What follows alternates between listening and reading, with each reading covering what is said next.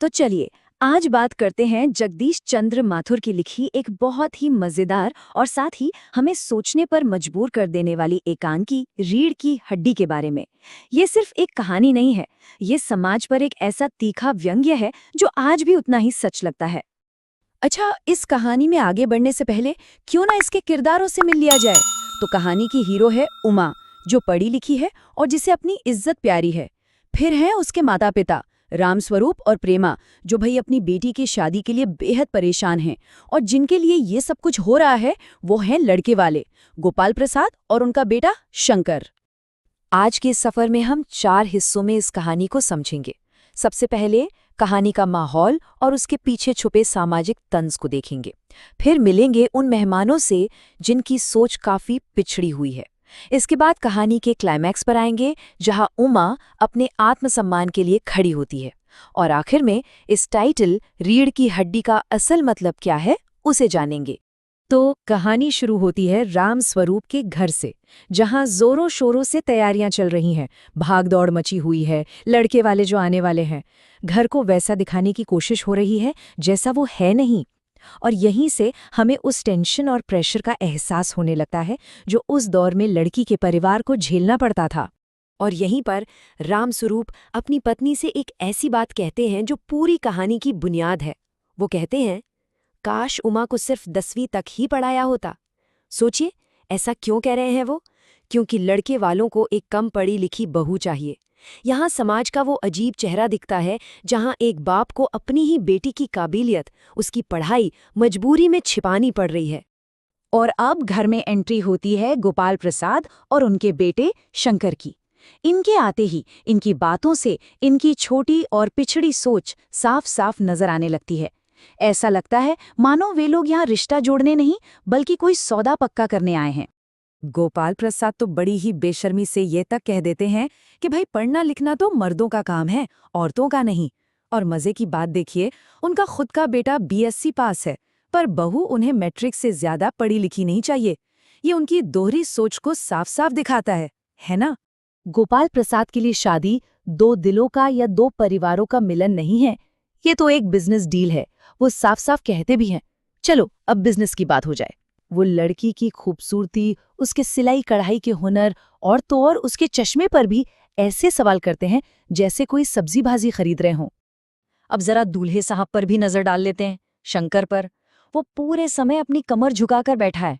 उसके पिता उसे टोकते भी हैं, कमर सीधी करके बैठो। अब ये जो झुकी हुई कमर है ना, ये सिर्फ एक फिजिकल प्रॉब्लम नहीं है, ये उसके कमजोर कैरेक्टर, उसके बिना रीढ़ वाले व्यक्तित्व का एक सिंबल है। और अब कहानी में एंट्री होती है उमा की। उसे एक ट्रे हाथ में थमाकर मेहमानों के सामने लाया जाता है। उससे गाना गवाया जाता है, उसकी पेंटिंग देखी जाती है और फिर उसकी आंखों और चेहरे पर लगे चश्मे को लेकर बेहद अपमानजनक सवाल किए जाते हैं। उसे सिर से लेकर पैर तक ऐसे जांचा परखा जाता है जैसे वो कोई इंसान नहीं, कोई बेजान चीज हो। इतना सब कुछ देखने और सुनने के बाद सवाल तो यही उठता है कि क्या उमा, जो पढ़ी लिखी है, जो समझदार है, वो इस बेइज्जती को चुपचाप सह लेगी या फिर उसके अंदर का स्वाभिमान अब जागेगा? और उमा जवाब देती है, और क्या खूब जवाब देती है। जब उससे बोलने को कहा जाता है तो उसकी खामोशी एक तूफान की तरह फट पड़ती है। वो सीधे सीधे कहती है कि क्या यहाँ कोई कुर्सी मेज बिक रही है जो खरीदार को बस दिखाई जा रही है और उससे कुछ पूछा नहीं जा रहा। उसकी बस एक इस लाइन ने पूरे माहौल में जैसे भूचाल ला दिया। और फिर वो करती है सबसे बड़ा खुलासा। उमा शंकर के कैरेक्टर की धज्जियां उड़ा देती है। वो सबको बताती है कि कैसे ये महाशय लड़कियों के हॉस्टल के बाहर चक्कर काटते हुए पकड़े गए थे और फिर नौकरानी के पैरों में गिरकर अपनी जान बचाई थी। ये सुनते ही गोपाल प्रसाद और शंकर का चेहरा शर्म से लाल हो जाता है। तो यहाँ पे कहानी 2 बिल्कुल अलग तरह के किरदारों को आमने सामने खड़ा कर देती है। एक तरफ है उमा, एजुकेटेड, सेल्फ रिस्पेक्टिंग और एक मजबूत कैरेक्टर वाली लड़की। और दूसरी तरफ है शंकर, जो पढ़ा लिखा तो है पर कैरेक्टरलेस है, कायर है और जिसके पास अपनी कोई रीढ़ की हड्डी ही नहीं है। कहानी इसी फर्क को बहुत खूबसूरती से दिखाती है। आखिर में उमा बड़े गर्व के साथ अपनी पढ़ाई को अपनाती है। वो कहती है कि हाँ, मैंने बीए पास किया है, कोई पाप या चोरी नहीं की और न ही आपके बेटे की तरह कोई कायरता दिखाई है। वो अपनी डिग्निटी और अपनी एजुकेशन के लिए खड़ी होती है, जो उस जमाने की लड़कियों के लिए वाकई एक बहुत बड़ी बात थी। तो अब आते हैं कहानी के सबसे जरूरी सवाल पर। इस नाटक का नाम रीढ़ की हड्डी क्यों है? क्या मतलब है इसका? चलिए इसे भी समझ लेते हैं। देखिए, रीढ़ की हड्डी का एक मतलब तो हमारी स्पाइनल कॉर्ड है, जो हमारे शरीर को सीधा रखती है, हमें एक पोस्चर देती है। लेकिन इस कहानी में इसका सांकेतिक मतलब कहीं ज्यादा गहरा है। वो है चरित्र, यानी कैरेक्टर, आत्मसम्मान और एक मजबूत पर्सनालिटी। शंकर के पास ना तो फिजिकल रीढ़ की हड्डी है और ना ही कैरेक्टर की। तो आखिर में ये कहानी हमें सिखाती क्या है? सबसे पहली बात कि पढ़ाई लिखाई एक अधिकार है, कोई कमी नहीं। दूसरी कि इंसान की असली कीमत उसके जेंडर से नहीं बल्कि उसके कैरेक्टर से होती है। तीसरी कि समाज के दुगलेपन और दोहरे मापदंडों को चैलेंज करना जरूरी है। और सबसे अहम बात कि आत्मसम्मान से बढ़कर कुछ भी नहीं है। नाटक का अंत रामस्वरूप के एक बहुत ही दमदार डायलॉग से होता है।